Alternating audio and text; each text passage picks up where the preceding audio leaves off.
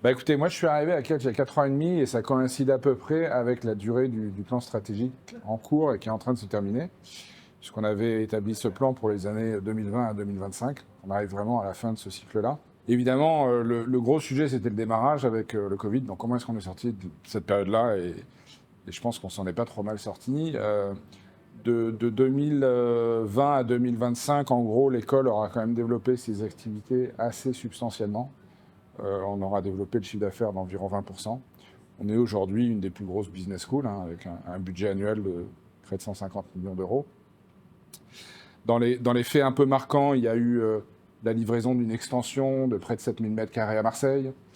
Il y a eu l'installation sur ce campus en 2019, campus dont on a doublé les surfaces en 2022 ou janvier 2023, si je ne dis pas de bêtises. Il y a eu la création de nouveaux parcours, quelques nouveaux masters, pour en citer deux.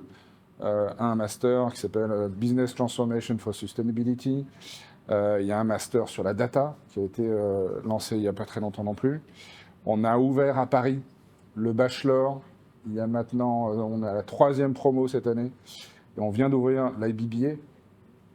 Voilà, ça c'est les gros faits marquants en campus, programme. Évidemment, l'école maintient sa puissance académique à travers la recherche. Le classement de Shanghai est sorti il n'y a pas très longtemps.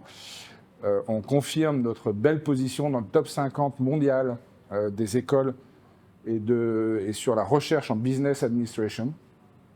Première école française dans ce domaine-là. Et il y a seulement, si je ne dis pas de bêtises, 3 écoles françaises, ou 4, qui sont dans le top 50 mondiaux de leur matière ou sur des expertises très précises. Donc la recherche à Kedge s'est vraiment développée. On a d'ailleurs développé la faculté. On a recruté pas loin de 60 professeurs depuis 2020. Donc la capacité de recherche et la capacité pédagogique s'est étendue. Voilà. Donc c'est une école qui continue à se développer, qui se développe bien et qui est fière aussi de ses classements français. On est dans le top 10 du classement français dans la plupart des classements. Et on en est évidemment très très fiers.